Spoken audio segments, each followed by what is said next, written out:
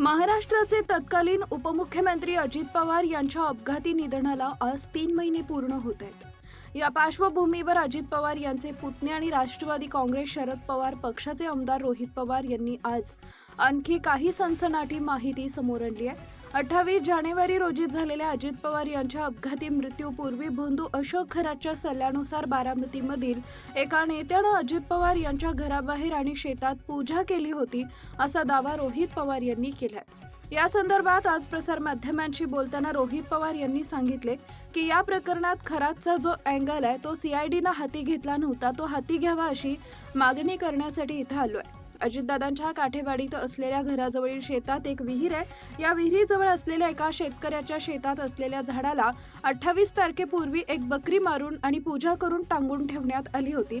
आता तिथं फक्त बकरीचे हाडं आणि काही मांस शिल्लक आहे। बारामतीतील एक छोटा नेता होता खरातच्या संपर्कात। रोहित पवार यांनी पुढे सांगितले की आम्हाला जी माहिती मिळाली आहे त्या माहितीनुसार बारामतीमधील एक छोटा नेता आहे तो खरातच्या सातत्यानं संपर्कात होता। तसेच अजितदादाच्या पक्षातील जे नेते खरातच्या संपर्कात होते त्या लोकांसोबत या छोट्या नेत्याचे आर्थिक संबंध आहेत। काटेवाडी येथील घरात काम करणाऱ्या कामगारांचे पगार देण्यामध्ये या नेत्याचा सहभाग आहे असं आम्हाला कळलंय।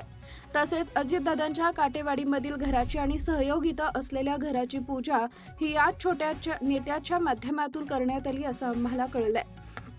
दरम्यान आम्ही काळ्या जादूवर विश्वास ठेवत नाही, आम्ही बोंदूगिरीवर विश्वास ठेवत नाही। मात्र या मागचा हेतू काय होता, तसेच दादांच्या काठेवाडी येथील घर आणि सहयोगमधील घर आणि देवगिरी बंगला या तिन्ही घराबाहेर अशा प्रकारच्या पूजा का झाल्या?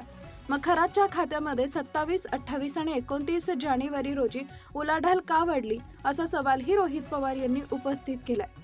पुढच्या काही दिवसांमध्ये पवार कुटुंबावर फार मोठा अपघात होईल असं खरातनं स्पष्ट केलं होतं।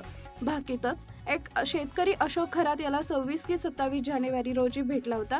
तसेच पवार कुटुंबावर असलेल्या प्रेमापोटी त्यानं पवार कुटुंबातील सारं काही नीट होईल का असं अशोक खरातला विचारलं, तेव्हा पुढच्या काही दिवसांमध्ये पवार कुटुंबावर फार मोठा आघात होईल किंवा अडचण निर्माण होईल असं अशोक खरातनं त्या शेतकऱ्याला सांगितल्याचं आम्हाला कळलंय। आता त्या सर्वांमध्ये सीआयडीनं चौकशी करावी अशी मागणीही रोहित पवार यांनी केली आहे। सगळ्यात महत्त्वाचं असं आहे की खराताचा जो अँगल आहे तो अजूनपर्यंत सीआयडीने हाती घेतला नव्हता, त्यामुळे तोही हाती घ्यावा अशी विनंती करण्यासाठी मी आलेलो आहे। आता याच्यामध्ये एक फोटो तुम्हाला दाखवतो। हा आहे अजितदादांचं काठेवाडीचं घर, ही ती विहीर आहे, त्याच्याजवळ एक कोणाची तरी शेती आहे।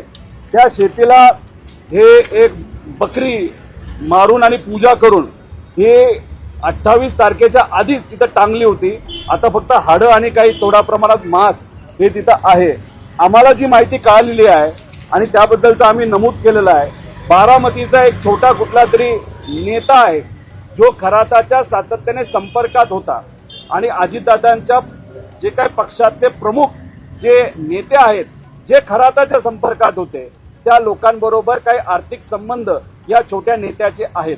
काटेवाडी हे जे घर आहे त्या घराचे जे काही आपल्याला पगार द्यावे लागतात, पेमेंट करावे लागतात, त्याच्यामध्ये हा छोटा नेता कुठेतरी इन्व्हॉल्ड आहे असं आम्हाला कळतंय। आणि ह्या सगळ्या पूजा एक काटेवाडीच्या घराच्या बाहेरची आणि तिथं सहयोग नावाचं घर आहे त्याच्या बाहेरची पूजा या छोट्या नेत्याच्या माध्यमातून केली असं आम्हाला कळतंय। आम्ही काळ्या जादूवर विश्वास ठेवत नाही, आम्ही बोंदूगिरीवर विश्वास ठेवत नाही, पण या मागचा हेतू काय होता? दादांच्या तिन्ही घराबाहेर म्हणजे एक काटेवाडीचं घर, बारामतीचं घर आणि देवगिरी बंगला या तिन्ही घराच्या बाहेर अशा प्रकारच्या पूजा का झाल्या? मग खराताच्या अकाउंटमध्ये 27, 28 आणि 29 जानेवारीला उलाढाल का वाढली?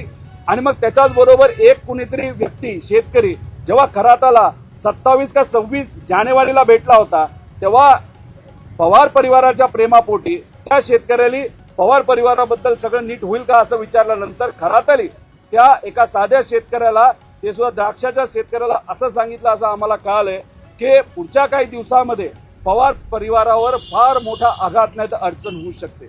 हे सगळं जे आहे याच्यात पण इन्व्हेस्टिगेशन सीआयडीने करावं असं आम्ही इथे असणाऱ्या अधिकाऱ्यांना म्हणजे खुर्चीला तिथं खरं तर सांगितलेलं आहे।